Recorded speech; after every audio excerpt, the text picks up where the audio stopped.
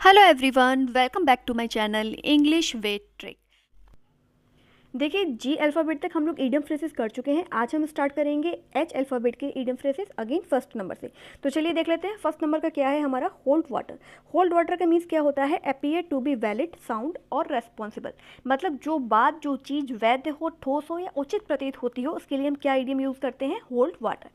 अब आप ये बकेट देखिए, क्या ये पानी होल्ड करने में वैलिड है? नहीं है। ठीक, तो जो चीज़ वैलिड होती है उसके लिए क्या यूज़ होता है, होल्ड वाटर। मोस्टली इसमें स्पीचेस वगैरह आती हैं कि वो जो स्पीच दे रहा है वो वैलिड है कि नहीं है, वो सही बात कह रहा है या नहीं कह रहा। आप इसका एक एग्जांपल देख लेते हैं। देखिए, his statement will not hold water as it is not based on fact. समझ लेते हैं क्या है इसका मतलब, उनके बयान में कोई दम नहीं होगा। क्यों नहीं होगा? क्योंकि यह तथ्यों पर आधारित नहीं है। देखिए यहाँ पे लिखा हुआ है नॉट होल्ड वाटर, यानी तथ्यों पर आधारित नहीं है। अगर होते आधारित तो ये नॉट हट जाता और केवल क्या होता, होल्ड वाटर लिखा हुआ होता। क्योंकि नहीं है तो आगे नॉट और लगा दिया। आई होप समझ में आ गया हो। नेक्स्ट देख लेते हैं। नेक्स्ट हमारा सेकंड नंबर का क्या है, सेकंड नंबर का हैंग टुगेदर। हैंग टुगेदर का मीन्स होता है सपोर्ट वन अनदर, यानी एक दूसरे का समर्थन करना। जब कोई एक व्यक्ति दूसरे व्यक्ति का क्या करता है, समर्थन करता है, वही क्या होता है हमारा हैंग टुगेदर। अब इसका एक एग्जांपल देख लेते हैं। देखिए, the two statements delivered by the leaders of the party do not hang together, यानी पार्टी नेता द्वारा दिए गए दोनों बयान एक दूसरे का समर्थन नहीं करते। कोई एक बयान दे रहा है, कोई दूसरा बयान दे रहा है, दोनों आपस में मेल नहीं कर रहे हैं, मेल नहीं खा रहे हैं, तो वही क्या हो गया आपका, हैंग टुगेदर। अब ये देखिए, यहाँ पे नहीं खा रहे, मेल नहीं खा रहे हैं, क्योंकि यहाँ पे ऑलरेडी नॉट लगा हुआ है हैंग टुगेदर के आगे। अगर मेल खाते तो क्या होता, सिर्फ हैंग टुगेदर। ओके, नेक्स्ट देख लेते हैं। नेक्स्ट हमारा थर्ड नंबर का क्या है, थर्ड नंबर का hope against hope. Hope against hope का मीन्स होता है hope in spite of disappointment, यानी निराशा के बावजूद भी जब आपके अंदर आशा बचती है किसी चीज़ के लिए, तो वो क्या कहलाता है, वो कहलाता है आपका होप अगेंस्ट होप। अब इसका एक एग्जाम्पल देख लेते हैं। देखिए, Sohan's case is very weak and everybody knows that finally he will lose but he is still hoping against hope. मतलब सोहन का केस बहुत कमजोर है और हर कोई ये जानता है और सबको पता है कि भाई वो लास्ट में क्या होगा, हार जाएगा, लेकिन फिर भी सोहन के अंदर इस निराशा के बावजूद भी वह क्या है, आशावान है। एक आशा है उसके अंदर कि नहीं, हो सकता है कि मैं जीत भी जाऊं। नेक्स्ट देख लेते हैं। नेक्स्ट हमारा फोर्थ नंबर का क्या है, फोर्थ नंबर का have an axe to grind. मतलब to have a selfish interest, मतलब स्वार्थी हित रखना। जब कोई एक व्यक्ति दूसरे व्यक्ति के आगे अपना कोई स्वार्थी हित रखता है, बहुत ज़्यादा वो सेल्फिश होता है, तो उसके लिए क्या यूज़ होता है, have an axe to grind. मतलब अपना काम हो गया और बाकी दुनिया जाए भाड़ में, अपना काम बनता भाड़ में जाए, जनता वाला हिसाब होता है। ठीक है, अब इसका एक एग्जांपल देख लेते हैं। देखिए, Reema is very selfish but the way she is being polite with everyone gives the impression that she has an axe to grind. मतलब रीमा बहुत स्वार्थी है, लेकिन जिस तरह से वह सभी से बात करती है, विनम्र व्यवहार करती है, उससे ऐसा लगता है कि कोई ना कोई 100% इसका कोई ना कोई स्वार्थ है, इसलिए प्यार से क्या कर रही है, बात कर रही है। अब ये देखिए, यहाँ पे इतनी सारी चीज़ें, इतने सारे गुण हैं, सब बेकार हैं। अगर आप क्या हो भाई, सेल्फ इंटरेस्टेड हो, मतलब आप एक सेल्फिश मैन हो, तो सारे आपके गुण बेकार है। नेक्स्ट देख लेते हैं। नेक्स्ट हमारा फिफ्थ नंबर का क्या है, फिफ्थ नंबर का have the gift of the gap. क्या मतलब इसका, आर्ट ऑफ स्पीकिंग, यानी बोलने की कला। देखिए, किसी किसी में बोलने की कला बहुत ज़्यादा होती है और वो उसी से ही सबको इम्प्रेस कर लेता है, तो वो क्या कहलाता है, have the gift of the gap. अब एक एग्जाम्पल देखते हैं। देखिए, Meena is not highly qualified. Meena ज़्यादा शिक्षित तो नहीं है, but she has the gift of the gap, लेकिन उसमें बोलने की क्या है, कला है। अब देखिए, यहाँ पे ये बोल रहा है स्पीकर और सब लोग बैठ के इसे क्या कर रहे हैं भाई, अच्छे से सुन रहे हैं, क्योंकि ये हो सकता है इसमें बहुत अच्छी बोलने की कला हो, सब लोग इससे इंप्रेस हो रहे हो। तो मतलब जो बोलने की कला होती है, आर्ट ऑफ स्पीकिंग होती है, वही क्या होता है हमारा, have the gift of the gap. Number 6 क्या है हमारा, hit blow the belt. Hit blow the belt का मीन्स होता है टू स्ट्राइक अनफेयरली, यानी कोई भी कार्य अनुचित तरीके से करना ही क्या कहलाता है, वो कहलाता है हमारा हिट ब्लो द बेल्ट। अब ये देखिए, इसका मीन्स क्या है, ये जो एक यहाँ पे कमर पे ना बेल्ट बंधी होती है और इसके नीचे हिट करना क्या होता है, रेसलिंग में अनफेयर होता है, गलत होता है। ठीक है, और अगर कोई गलत तरीके से या अनुचित तरीके से कोई भी कार्य करता है तो क्या कहा जाता है, हिट ब्लो द बेल्ट, यानी उसने जो कार्य किया है वो किसी अनुचित तरीके से किया है, गलत तरीके से किया है। अब इसका एक एग्जाम्पल देख लेते हैं। देखिए, we should always face the enemy boldly and never hit him below the belt. मतलब हमें सदैव शत्रुओं का सामना साहसपूर्वक करना चाहिए तथा कभी भी अनुचित तरीके से प्रहार नहीं करना चाहिए। ओके, आई होप समझ में आ गया हो। नेक्स्ट देख लेते हैं। नेक्स्ट है हमारा सेवेंथ नंबर का क्या है, सेवेंथ नंबर का होल्ड वंस टंग। होल्ड वंस टंग का मीन्स होता है टू कीप क्वाइट, यानी कि चुप रहना। अब ये देखिए, जो टंग निकल रही है इसकी, ये कह रहा है भाई रुक जा, थम जा, कम बोल ले जरा, मतलब चुप रहना। अब एग्जाम्पल देख लेते हैं इसका। We should always hold our tongue before our elders. हमें अपने बड़ों के सामने सदैव कैसा रहना चाहिए भाई, चुप रहना चाहिए, जो वो कहें वो सुन लेना चाहिए। नेक्स्ट देख लेते हैं। नेक्स्ट हमारा 8 नंबर का क्या है, 8 नंबर का हरकुलियन टास्क। हरकुलियन टास्क का मीन्स होता है वेरी डिफिकल्ट, यानी बहुत ही कठिन कोई कार्य होता है, उसको क्या बोला जाता है, हरकुलियन टास्क। अब ये देखिए पर्सन ही क्या कर रहा है, इतना बड़ा पत्थर हटा रहा है, ये कोई आसान काम है नहीं ना, बहुत कठिन काम है, तो ये क्या हो गया, हरकुलियन टास्क। अब इसका एक एग्जांपल देख लेते हैं। देखिए, it is a herculean task to root out corruption in India. मतलब भारत में भ्रष्टाचार को जड़ से ख़त्म करना क्या है भैया, एक बहुत ही अत्यंत ही कठिन कार्य है। बिल्कुल 100% इसमें क्या है, सच्चाई है। नेक्स्ट देख लेते हैं। नेक्स्ट हमारा 9th नंबर का haul over the coals. Haul over the coals का मीन्स होता है टू टेक टू टास्क, मतलब अंगारों पर चलना या अंगारों को ढोना। जब कोई व्यक्ति आपको बिल्कुल ऐसे ट्रीट करता है कि आपको लगता है कि बस ये तो ऐसा लग रहा है कि बस मैं अंगारों पर चल रहा हूँ, मतलब बहुत बुरी तरीके से डांटना फटकारना। अब ये देखिए ये मैडम क्या कर रही है भाई, अपने जो भी भाई हस्बैंड है, सर्वेंट है, जो भी है, इसका कान पकड़कर बुरी तरीके से क्या कर रही है, बहुत बुरी तरीके से डांट रही है। कह रही है भाई ये सब उठाओ, और हाथ में क्या लिया हुआ है, सैंडल ली हुई है। तो क्या क्या ये व्यवहार सही है, नहीं ना। ऐसा ऐसे क्या प्रतीत हो रहा होगा कि भाई इससे तो बढ़िया मैं अंगारों पर चल लूँ, वो ज़्यादा बढ़िया है। आई होप समझ में आ गया हो। अब इसका एक एग्जांपल देख लेते हैं। देखिए, she was hauled over the coal by her parents for her misconduct. मतलब उसके माता पिता ने उसके दुर्व्यवहार के कारण उसे बहुत ज़्यादा क्या करा, डांटा। आई होप समझ में आ गया हो। नेक्स्ट देख लेते हैं। नेक्स्ट हमारा 10th नंबर का क्या है, 10th नंबर का have one's finger in every one's pie. मतलब दूसरों के काम में घुसना या दूसरों के काम में टांग अड़ाना क्या कहलाता है, have one's finger in every one's pie. To partake of something, मतलब किसी भी चीज़ में आप घुस जाओ, आपका मतलब हो ना हो, किसी और का मुद्दा हो, लेकिन आपको बोलना है, अपनी टांग अड़ानी है। किसी भी मुद्दे में घुस जाना, किसी के भी दूसरे काम में घुस जाना, ही क्या कहलाता है, have one finger in every one spy. अब इसका एक एग्जाम्पल देख लेते हैं। देखिए, my best friend like to have her fingers in every one spy as she is in the habit of meddling with the affairs of others. मतलब मेरी सबसे अच्छी दोस्त जो है, हर किसी के काम में क्या करती है भाई, दखल देने की आदी है, क्योंकि उसे दूसरों के मामलों में दखल देने की क्या है भाई, बहुत ज़्यादा आदत है। उसे दूसरों के काम में अपने हाथ घुसेड़ने की, अपनी टांग अड़ाने की बहुत ज़्यादा आदत है। तो वही क्या हो गया हमारा, have one's finger in every one's pie. Number 11 क्या है हमारा, हेल्सियन डेज। हेल्सियन डेज का मीन्स क्या होता है, देखिए पीसफुल डेज, यानी शांतिपूर्ण दिन। देखिए, हेल्सियन नाम का ये एक पक्षी था, ठीक है। अब ये जब भी एग्स देता था, जब भी ये अंडे देता था, तब क्या होता था, हर जगह बिल्कुल शांति हो जाती थी। तो वहीं से ये ईडियम्स बना है। उसी को क्या बोला जाता है, आपका जो पीसफुल डेज होते हैं, जो उस समय शांति भरे दिन होते थे, वहीं से ये ईडियम्स आया है। तो क्या बोला जाता है, हेल्सियन डेज, यानी शांतिपूर्ण दिन। अब इसका एक एग्जाम्पल देख लेते हैं। देखिए, the days we spend in our school life are the halcyon days of our life. मतलब स्कूल जीवन में बिताए दिन हमारे जीवन के सबसे ज़्यादा कैसे दिन थे, बहुत ही ज़्यादा शांतिपूर्ण दिन थे। आई होप समझ में आ गया हो। नेक्स्ट देख लेते हैं। नेक्स्ट हमारा 12 नंबर का क्या है, 12 नंबर का have an iron will. Have an iron will का मीन्स होता है स्ट्रॉन्ग विल, यानी मजबूत इरादे या मजबूत इच्छा शक्ति। अब ये देखिए डूब रहा है, लेकिन अपनी इच्छा शक्ति इसकी जो बचने की है वो कम नहीं होने दे रहा, ठीक है। अब इसका एक एग्जाम्पल देख लेते हैं। देखिए, if we have to live among the mean and selfish people we must have an iron will. मतलब यदि हमें नीच और स्वार्थी लोगों के बीच रहना पड़े तो हमें सबसे ज़्यादा अपनी इच्छा शक्ति जो है उसे दृढ़ कर लेना चाहिए। आपकी जो इच्छा शक्ति है वो दृढ़ होनी चाहिए। नेक्स्ट देख लेते हैं। नेक्स्ट हमारा 13 नंबर का क्या है, 13 नंबर का hold out an olive branch. ये पिक्चर देखिए, ये जो इसके हाथ में है पक्षी की, क्या है, ओलिव के ब्रांच है। देखिए, जब कोई प्राकृतिक आपदा आती है, खासतौर से जब बाढ़ आती है, तब कहीं भी दूर दूर तक ऐसा कुछ नज़ारा नहीं दिखता कि जहाँ पे पेड़ पौधे सही सलामत हो या कुछ मतलब अच्छा हो रहा हो।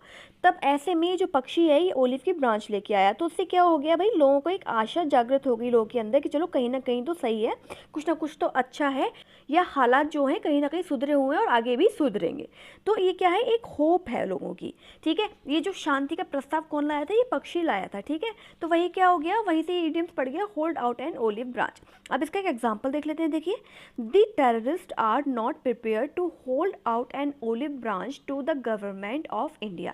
जो आतंकवादी हैं भारत सरकार को शांति का प्रस्ताव देने के लिए तैयार नहीं है। आई होप समझ में आ गया हो। नेक्स्ट देख लेते हैं। नेक्स्ट हमारा 14 नंबर का क्या है, 14 नंबर का हैंकी पैंकी।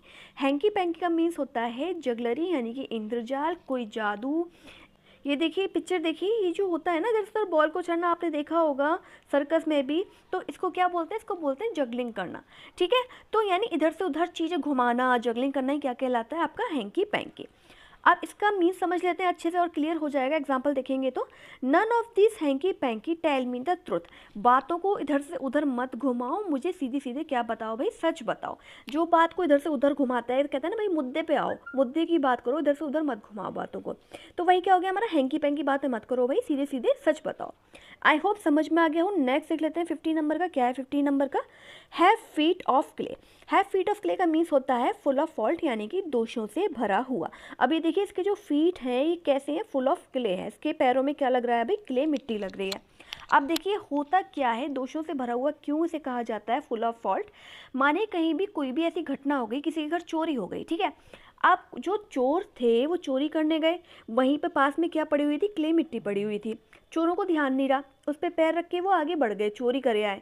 अब जब जांच हुई तो सबसे पहले लोगों के पैर देखे गए, क्योंकि वहाँ पे जूते का निशान और पैरों का निशान अवेलेबल था। अब जब देखा कि किसके जो फीट हैं क्ले से भरे हुए हैं, तो क्या हुआ भाई, चोर पकड़ में आ गए। तो मतलब वही दोषी है जिसके पैरों में क्या है, क्ले है। आई होप समझ गए होंगे आप लोग। अब इसका एक एग्जाम्पल देख लेते हैं, देखिए the CBI inquiry has revealed that many ministers have feet of clay. CBI जांच से पता चलता है, क्या पता चलता है कि कई मंत्री कैसे हैं भाई, दोषों से भरे हुए हैं। नंबर का क्या है हमारा, heart and soul. Heart and soul का मीन्स होता है डिवोटेडली, यानी कि पूरी निष्ठा के साथ। जब हम कोई भी काम पूरी निष्ठा से करते हैं, बिल्कुल मन लगाकर, तन मन धन लगाकर करते हैं, तो वही क्या होता है, हार्ट एंड सोल। अब इसका एक एग्जाम्पल देख लेते हैं, देखिए he took part in the annual function with heart and soul. उन्होंने वार्षिक समारोह में पूरी निष्ठा के साथ क्या किया भाई, भाग लिया। नेक्स्ट देख लेते हैं, नेक्स्ट है हमारा 17 नंबर का, क्या है 17 नंबर का, hard and fast. Hard and fast का मीन्स होता है स्ट्रिक्ट, यानी कि कठोर। अब देखिए इस पिक्चर को देखिए और अच्छे से समझ में आ जाएगा। अनचेंज और फिक्स्ड, मतलब जो चीज़ आपकी फिक्स्ड है, जो रूल आपका फिक्स्ड है, जो चेंज नहीं हो सकता, वही क्या कहलाता है हमारा, हार्ड एंड फास्ट। अब इसका एक एग्जांपल देख लेते हैं, देखिए no hard and fast rule is laid down about being regular in college. क्या मतलब, कॉलेज में नियमित होने को लेकर कोई सख्त नियम नहीं है। अब ये देखिए यहाँ पे क्या है, यहाँ पे नो हार्ड एंड फास्ट लिख गया, तो यहाँ पे ऐसा नहीं है, कठोर नियम नहीं है। अगर नो नहीं होता, हार्ड एंड फास्ट होता केवल, तो क्या होता भाई, बहुत कठिन रूल है। ओके, नेक्स्ट देख लेते हैं 18 नंबर का, क्या है 18 नंबर का, हैंग फायर। हैंग फायर का मीन्स होता है रिमेन अनसॉल्व, यानी कि अनसुलझी हुई चीज़। जब कोई भी चीज़ अनसुलझी होती है, कुछ मतलब पेंडिंग में रह जाता है, उसे क्या बोलते हैं भाई, हैंग फायर कहते हैं ना, कि भाई आधे में लटका दिया, वही क्या होता है आपका हैंग फायर।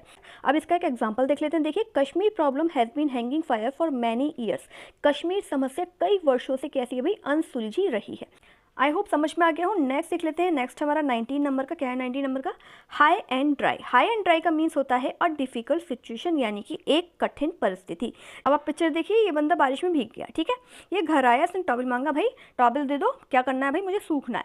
तो उसकी बीवी ने क्या किया, यहाँ पे क्या, यहाँ पे एक तार लगा हुआ था, इस पे से लटका दिया और चिमटी लगा दी, हाई ऊंचाई पे, ठीक है, और ड्राई सूखने के लिए रख दिया। तो मतलब क्या ये सही है, नहीं है ना, ये एक डिफिकल्ट सिचुएशन में फंस गया, तो वही क्या हो गया, हाई एंड ड्राई, एक कठिन परिस्थिति। आई होप समझ में आ गया हो। इसका एग्जांपल देख लेते हैं, he was left high and dry by his business partners. मतलब उनके व्यापारिक साझेदारों ने उन्हें कठिन परिस्थिति में क्या करा भाई, छोड़ दिया। नेक्स्ट देख लेते हैं 20 नंबर का, क्या है 20 नंबर का, hit the nail on the head. मतलब to do the right thing at the right time.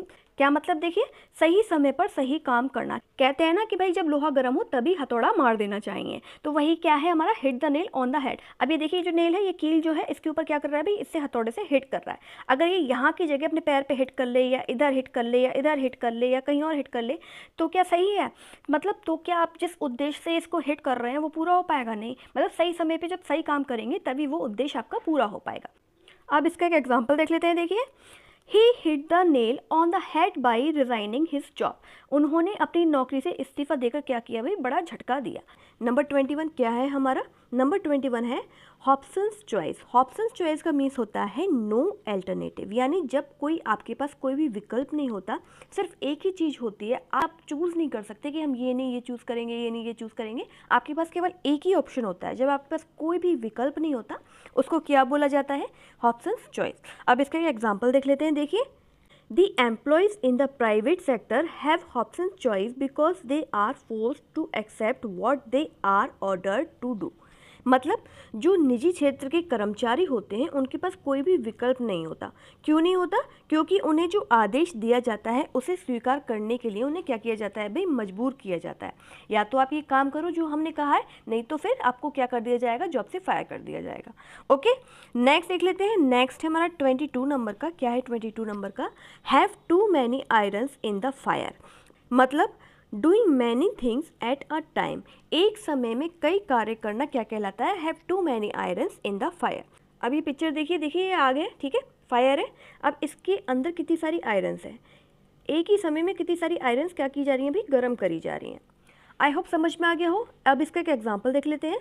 He is fickle minded and has too many irons in the fire. मतलब वह चंचल स्वभाव का है और एक समय में कई सारे काम करता है। ओके, नेक्स्ट देख लेते हैं। नेक्स्ट है हमारा 23 नंबर का। Hold in एबियंस। होल्ड इन एबियंस का मीन्स होता है पोस्टपोन, यानी कि स्थगित करना। जब कोई कार्य स्थगित कर दिया जाता है, जब कोई भी चीज़ स्थगित कर दी जाती है, वही क्या होता है आपका होल्ड इन एबियंस। अब इसका एक एग्जाम्पल देख लेते हैं। देखिए, for lack of funds the district administration has held the construction of road in abeyance. मतलब फंड के अभाव में जिला प्रशासन ने सड़क निर्माण का कार्य स्थगित कर दिया। मतलब रोक दिया, थोड़ी देर के लिए, थोड़े टाइम के लिए, कुछ वक्त के लिए जो चीज़ रोक दी जाती है, स्थगित करी जाती है, पोस्टपोन की जाती है, वही क्या हो गया हमारा होल्ड इन एबियंस। नेक्स्ट देख लेते हैं। नेक्स्ट है हमारा 24 नंबर का। High and mighty. High and mighty का मीन्स होता है प्राउड पर्सन, यानी कि अभिमानी व्यक्ति। जो व्यक्ति थोड़ा अभिमानी होता है तो वो क्या होता है, हाई एंड माइटी। अब इसका एग्जाम्पल देखिए। The high and mighty forget that everything in the world is transient. अभिमानी व्यक्ति ये भूल जाता है कि संसार में सब कुछ क्या है भाई, क्षण भंगुर है। जैसे वो कहता है ना अभिमानी व्यक्ति, भाई मैं ही सब कुछ हूँ, ऐसा कुछ भी नहीं है भाई। संसार में क्या है भाई, सब कुछ क्षण भंगुर है। अब आप ये पिक्चर देखिए, आपको अच्छे से क्लियर हो जाएगा ये क्या है। ये जो पर्सन है ये क्या है, एक हाई एंड माइटी है, ठीक है। और ये इसकी नज़र में कह रही है फालतू में बना हुआ है हाई एंड माइटी, पता नहीं कुछ है तो है नहीं, फालतू में अपने वो रौब झाड़ता रहता है एक तरीके से, ठीक है। नेक्स्ट देख लेते हैं। नेक्स्ट है हमारा 25 नंबर का। क्या है 25 नंबर का? Hard nosed attitude. मतलब एग्रेसिव, यानी कि आक्रामक। अभी देखिए कितनी ज़्यादा एग्रेसिव है ये पर्सन, है ना। अब इसका एक एग्जांपल देख लेते हैं। देखिए, I don't know why my teacher always has a hard nosed attitude towards me. मैं नहीं जानता कि मेरे शिक्षक का मेरे प्रति हमेशा आक्रामक रवैया क्यों रहता है। तो वही क्या हो गया भाई, हार्ड नोज्ड एटीट्यूड। नंबर 26 क्या है हमारा? देखिए, hold in leash. Hold in leash का मीन्स होता है टू रिस्ट्रेन, यानी कि नियंत्रित करना। जब आप किसी चीज़ को नियंत्रित करते हैं, किसी चीज़ पे लगाम लगाते हैं, वही क्या होता है हमारा होल्ड इन लीश। अभी देखिए ये जो पट्टा है गले में, क्या कर रहा है भाई, इस डॉग को होल्ड इन लीश कर रहा है, मतलब नियंत्रित कर रहा है। अगर ये पट्टा छोड़ दिया जाएगा, खोल दिया जाएगा, तो क्या ये रुकेगा? नहीं, ये क्या करेगा भाई, भाग जाएगा। ओके, अब इसका एक एग्जाम्पल देख लेते हैं। देखिए, As a responsible leader of a party, you must hold criticism of party workers in leash. मतलब पार्टी के एक जिम्मेदार नेता के रूप में आपको पार्टी कार्यकर्ताओं की आलोचना पर क्या करना चाहिए भाई, लगाम लगाना चाहिए, उन्हें नियंत्रित करना चाहिए, उन्हें रोकना चाहिए। आई होप समझ में आ गया हो। नेक्स्ट देख लेते हैं। नेक्स्ट हमारा 27 नंबर का। Head and shoulder. Head and shoulder का मीन्स होता है, वो वाला हेड एंड शोल्डर शैम्पू वाला नहीं है ये। हेड एंड शोल्डर का मीन्स होता है, देखिए, सुपीरियर, यानी कि वरिष्ठ। और आपको पिक्चर देख के समझ में आ रहा होगा ये जो है रेड कलर का, ये इन सब में क्या है, वरिष्ठ है सबसे, ठीक है। अब इसका एक एग्जाम्पल देख लेते हैं। देखिए, the new CEO is head and shoulder above his predecessor. यानी कि नए CEO अपने पूर्ववर्तियों से क्या है भाई, श्रेष्ठ है, बढ़िया है। जो अभी CEO आया है न्यू, वो इससे पहले वाले CEO से क्या है भाई, श्रेष्ठ है, बढ़िया है। नेक्स्ट देख लेते हैं। नेक्स्ट है हमारा 28 नंबर का। क्या है 28 नंबर का? Hold a brief. Hold a brief का मीन्स होता है टू डिफेंड समवन, यानी किसी का बचाव करना। देखिए एग्जाम्पल देखिए, it is a very improper for parents to hold a brief for their children who are in the wrong. माता पिता द्वारा अपने गलत बच्चों का बचाव करना क्या होता है, बहुत ही अनुचित व्यवहार होता है। देखिए, अगर आपके बच्चे कुछ गलत कर रहे हैं तो उन्हें डांटिए, फटकारिए, समझाइए। अगर आप हर बात पे उनका क्या करते रहेंगे, बचाव करते रहेंगे, उनका साइड लेते रहेंगे, तो वो बिगड़ जाएंगे। आई होप समझ में आ गया हो। नेक्स्ट देख लेते हैं। नेक्स्ट हमारा 29 नंबर का। क्या है 29 नंबर का? Hush money. हश मनी का मीन्स होता है अ ब्राइब, यानी कि रिश्वत। जब आप रिश्वत देते हैं, रिश्वत के बारे में तो सबको पता ही होता है, तो क्या बोला जाता है उस रिश्वत को, हश मनी। अब इसका एक एग्जाम्पल देख लेते हैं। देखिए, he manage to escape punishment by paying hush money. मतलब वह रिश्वत देकर सजा से बचने में कामयाब रहा। उसने रिश्वत दी और वो सजा से बच गया। नेक्स्ट देख लेते हैं 30 नंबर का। क्या है 30 नंबर का? Hold at bay. Hold at bay का मीन्स होता है to prevent enemy from coming, मतलब दुश्मन को आने से रोकना। आपने सुना भी होगा, बहुत ही फेमस डायलॉग है, क्या? रुको जरा, सब्र करो। मतलब किसी चीज़ को रोकना ही क्या कहलाता है? Hold at bay. रुको भाई जरा, थोड़ी देर के लिए रुक जाओ मतलब। एग्जाम्पल देख लेते हैं। देखिए, Maharana Pratap could not hold the Mughal army at bay for long. Maharana Pratap Mughal सेना को बहुत देर तक नहीं रोक पाए, नहीं रोक सके। ठीक है। नंबर 31 है हिट द जैकपॉट।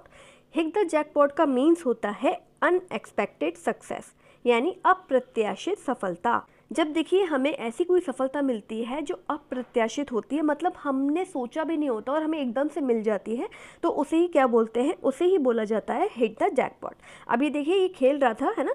अब इसको पता नहीं था कि इसका जैकपॉट लग जाएगा या फिर ये जीत जाएगा, तो वही क्या हो गया हमारा? हिट द जैकपॉट, यानी कि अनएक्सपेक्टेड सक्सेस। अब इसका एक एग्जाम्पल देख लेते हैं। देखिए, he hit the jackpot by investing his money in shares. मतलब उन्होंने शेयर्स में अपना पैसा निवेश करके, यानी अपना पैसा लगाकर सफलता प्राप्त की। उन्हें उम्मीद नहीं थी कि हाँ वो सफल हो जाएंगे, लेकिन उनको सफलता मिल गई, यानी कि अप्रत्याशित सफलता प्राप्त की। ओके, आई होप समझ में आ गया हो। नेक्स्ट देख लेते हैं। नेक्स्ट हमारा 32 नंबर का। क्या है 32 नंबर का? Helter skeletal. हेल्टर स्केल्टर का मीन्स होता है हेयर एंड देयर, यानी कि इधर उधर। अब इसका एक एग्जाम्पल देख लेते हैं। देखिए, when the police arrive the writers run helter skeletal.